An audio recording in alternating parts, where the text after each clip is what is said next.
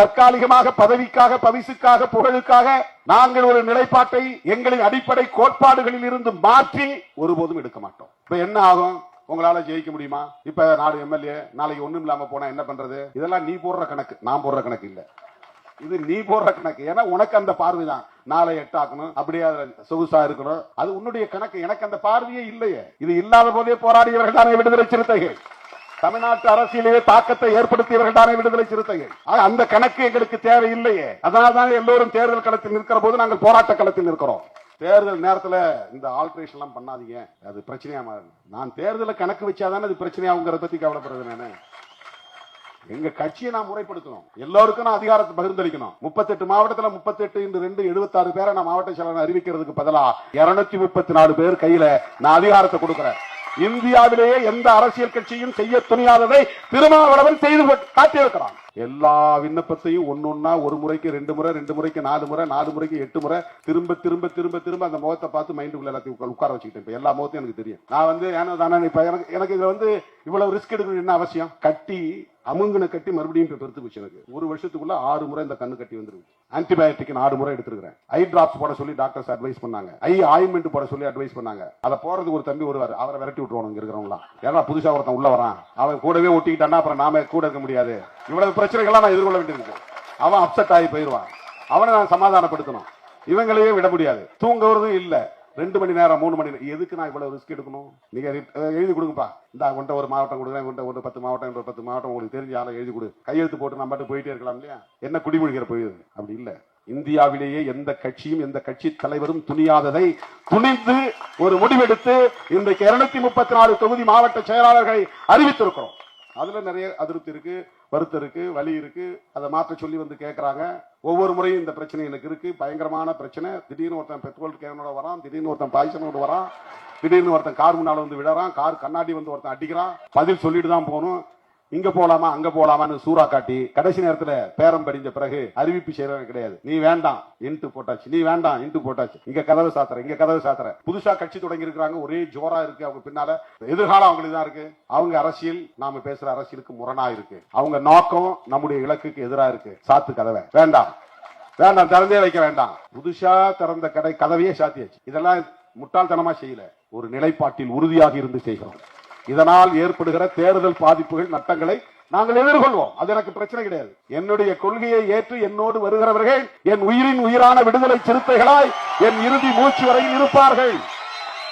போன முறை உங்களுக்கு வாய்ப்பு கொடுத்த 2.5 வருஷம் நீங்க இருக்கிறது வாய்ப்பு கொடுத்த, இப்ப பறிச்சுட்டு உங்களுக்கு கோபம் வரும். அது பறிக்கல, உன்னை எலிவேட் பண்றேன், வேற ஆளை உட்கார வைக்கணும். இது ஒரு மியூசிக்கல் சேர் மாதிரி தான். நீ தள்ளிக்கிட்டா 100 ஆளை உட்கார வைக்க போறோம். ஒரு செஸ் விளையாடுறோம், ஒரு காய் எடுத்து இந்த இடத்துல வைக்கிறோம், 100 காய் எடுத்து இந்த இடத்துல வைக்கிறோம். இதுக்கெல்லாம் பெரிய ரீசன் சொல்ல முடியாது. இது வெட்டுப்படாம இருக்கணும், அதனால எடுத்து வைக்கிறோம், அவ்வளவுதான். நான் ஜெயிக்கிறனோ இல்லையோ,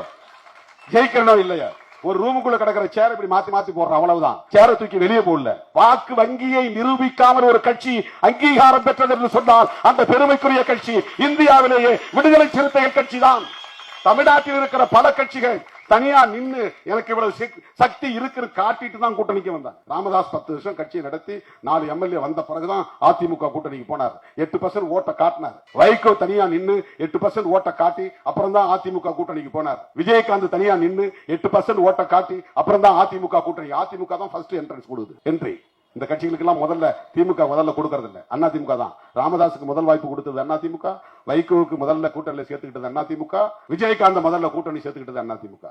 இன்னைக்கு நம்முடைய இளவல் சீமான் 8% காட்டியிருக்கிறாரு. இந்த மாதிரி தனியா நிற்காமல் 8% ஓட்டை காட்டாமல் தமிழ்நாட்டில் பேரம் பேசக்கூடிய வலிமை திருமாவளவனுக்கு மட்டும்தான் உண்டு. வாக்கு வங்கியை உறுதிப்படுத்தாமல் ஒரு கட்சியை மாநில கட்சி என்கிற அங்கீகாரத்தை பெற வைத்தது யார்? எல்லாம் சாதாரணமா வந்து விட்டது கிடையாது. அவன் மதத்தின் அடிப்படையில் நாட்டுக்கு பெயர் வைக்கிறான். எங்க நாட்டுக்கு, இந்துக்கள் அதிகமாக இருக்கிற இந்த நாட்டுக்கு இந்து ராஷ்டிரம் என்றோ இந்துஸ்தான் என்றோ பெயர் வைக்க கூடாது என்பது அவனுடைய கேள்வி. ஆனால் வைக்க முடியவில்லை. அதற்கு ஒரே ஒரு காரணம் தான், ஒரே ஒருவர் தான் காரணம். அவர்தான் புரட்சியாளர் அம்பேத்கர் அவர்கள். பிஜேபிக்கு வேற யாருமே எதிரி கிடையாது. கம்யூனிஸ்ட் கட்சியோ காங்கிரஸோ இதெல்லாம் அவங்களுக்கு பெரிய விஷயமே கிடையாது. அவனுக்கு பெரிய எதிரியே புரட்சியாளர் அம்பேத்கர் அவர்கள் தான். முதல் எதிரியே புரட்சியாளர் அம்பேத்கர் அவர்கள் தான். அவர் எழுதிய அரசமைப்பு சட்டம் தான். அதனால் இந்து ராஷ்டிரம் என்று அறிவிக்க முடியவில்லை. எனவே இந்துக்களை திரட்டி ஆட்சிக்கு வந்து ஆட்சியை தக்க வைத்துக் கொண்டு பெரும்பான்மை பலத்தோடு இந்த சட்டத்தை தூக்கி எறிகிறோம், புதிய அரசமைப்பு சட்டத்தை கொண்டு வருகிறோம் என்று சொல்லுவதற்கான காலத்தை நோக்கி அவர்கள் காத்திருக்கிறார்கள். இதுதான் RSS, விஸ்வ இந்து பரிஷத் உள்ளிட்ட சங் பரிவார் அமைப்புகளின் இறுதி இலக்கு. எந்தெந்த அதிகாரம் அட்டானமஸ் பவர் உள்ள தனித்து இயங்கக்கூடிய தேர்தல் ஆணையம் உட்பட இத்தனை இன்ஸ்டிடியூஷன்களையும் கண்ட்ரோலுக்கு கொண்டுட்டு வரணுங்கிறது அவங்களுடைய திட்டங்கள் ஒன்று. இதெல்லாம் வெறும் ஏனோதானு நடக்கிறது, அவன் ஃப்ரெண்ட வேணுங்கிற ஆளை கமிஷனரா போட்டாங்கறதல்ல.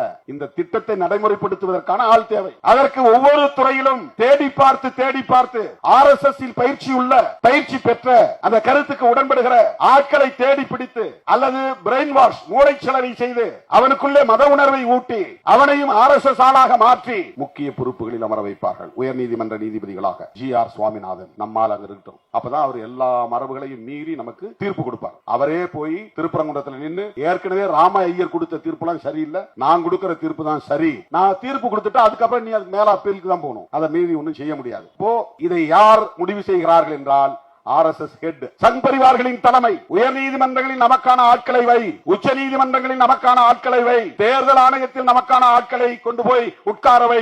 நாம் விரும்புவது போல் தீர்ப்பு எழுதுவதற்கு ஆளை பிடி, அவருக்கு தீர்ப்பு கொடுத்த பிறகு ஒரு புதிய பொறுப்பை தருவோம், பேசி முடி. சுப்ரீம் கோர்ட் ரிட்டையர்ட், உடனே உனக்கு பெரிய போஸ்ட், கவர்னரா போ. இந்த மாநிலத்தில் கவர்னரா போய் 5 வருஷம் இரு, குடும்பத்தோட நிம்மதியா வாழ்க்கை நடத்து. நான் விரும்புற மாதிரி தீர்ப்பு எழுதி